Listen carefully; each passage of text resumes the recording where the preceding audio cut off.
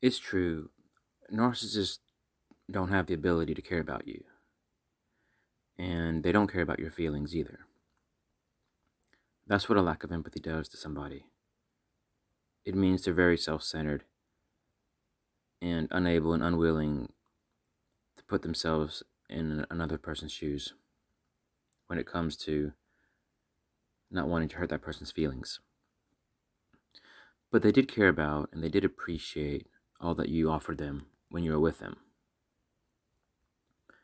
They cared about the good supply that you offered. In a way, you protected the narcissist from themselves because you helped a lot of their pain go away. In a way, you were their shield, where they would use you so that their own worst feelings, their own worst toxic thoughts, that it wouldn't hit them as hard because you would basically cushion them from their own toxicity. Not to mention, when you're with a narcissist, you likely would have showered them with a lot of positive attention, compassion, empathy, and all that would have been real. And being someone who cares, you would have stuck with them through the tough times, even if that would have meant you would have taken on a lot of their toxicity, a lot of their pain. You would have been their doormat, their punching bag. And chances are you were happy to do that, even though it caused you suffering because you cared about them. Being someone reliable, trustworthy, genuine, and compassionate, these are not easy traits to come across in somebody. And no doubt you would have demonstrated these traits towards the narcissist. But what happened? What would have caused the narcissist to eventually start to lose interest in you, start to push you away? Well, it's inevitable when you're with a narcissist that you become devalued in their eyes.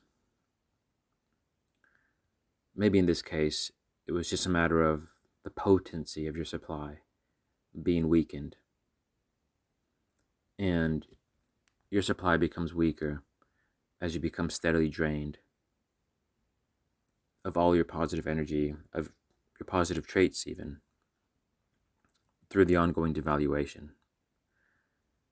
It's hard not to become drained when you're dealing with a narcissist. It's hard not to become drained when you have to face up to that toxicity, when you have to operate as their shield pretty much on a daily basis for as long as you're with them. You do take a lot of punches, you do take a lot of hits, and you're constantly being chipped away at. It's like it's like toxic floodwaters trying to infiltrate you. As the waters rise and push against you, they'll find any crevice, crack, and they'll make their way in. That's what their toxic energy is like. It's like floodwaters rising, invading a house. Even if the house is well built, there are going to be cracks. There's going to be space between the door, between the windows, where the water's still going to make its way in and eventually flood the house.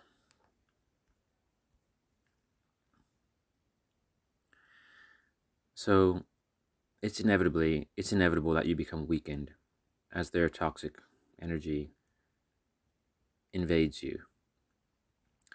Not to mention, you would have been seen in their eyes as something very shiny, that new shiny thing at the beginning, very stimulating, very mysterious, very unknown still, very unpredictable. There's still a lot for them to learn about you. That's the other thing they enjoy about you at the beginning. So, one thing led to another. The narcissist is no longer with you, they're on with the new supply. Because you just didn't have that much to offer, and the new person stimulates them, excites them. And in a way, in their head, they're trying to convince themselves that, finally they have it. They have it made. They found somebody who's the solution to their eternal pain, their eternal toxicity. This person uplifts them out of their own dark space. They oftentimes, narcissists, they do think their needs will be met forever when they're with a new person who makes them feel good. And oftentimes they think they no longer need you, the old partner, the old supply, who actually did provide them with a lot of good stuff, even though they took it for granted because you lost your shine. Maybe you became weakened because of the ongoing devaluation. You help them get their basic needs met, but not much more. Here's the thing, though. Once the novelty of the new person wears off, once the new supply's shine starts to become dull, then the chances are what's left in that person in terms of being able to supply the narcissist, the basic baseline supply which that person can offer the narcissist when they're no longer this shiny trophy, chances are that will not match what you provided. And over time, the narcissist starts to take notice of that. I mean, how can they not? If their needs are not being met in the same way, it's inevitable that they'll take notice. It's inevitable that they'll realize that there's something missing that they had before, because they're experiencing the contrast of having those things that you offered versus not having it. And then naturally, narcissists start having these thoughts, and they can become intrusive at times where they remember the moments where they did have their needs met with you. They become nostalgic for the moments where their needs were met. And then they rationalize it, or they logically think through that thought, and then they realize, well, actually, currently with this new person, their needs are not being met, but they once had their needs being met. That's where the narcissist starts to miss you. Well, it's not really that they miss you. Don't get confused. They missed what you offered. They missed the benefits that you provided to them. But in the narcissist's mind, they interpret that as missing you as a person, missing you as an individual. But it's a very selfish type of missing, so don't be flattered. They don't really care about you as a human being, even when they miss you or miss what you offered. But it is when they miss what you've offered that they start thinking about coming back into your life, and that's where you can often expect the Hoover. Because it's a simple thing. They want to find a way to get their needs met. And if you were tried and tested and you did a good job, your absence of providing that supply makes them realize what they're missing out on. And they want to get those needs met, and they know they can get it met with you. That's why narcissists often come back. But they only usually do that if they see you've recovered, if you're in a better place. If they see you're still very weak, missing them, then they might not come back, because if you're missing them, you're still supplying them, because they feel that their ego is stroked.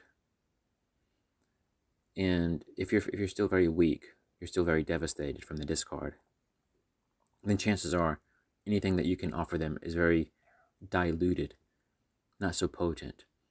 But it's when you move on from them, it's when you become strong again, it's when you don't really care about them anymore. That's when they see you as having very strong potential supply, and that makes them want them to come back even more.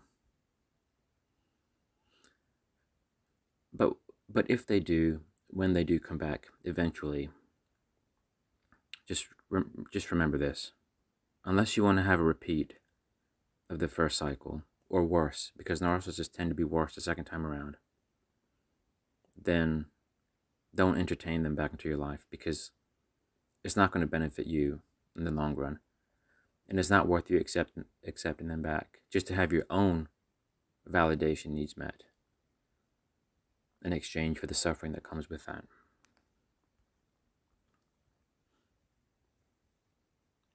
Thanks for watching.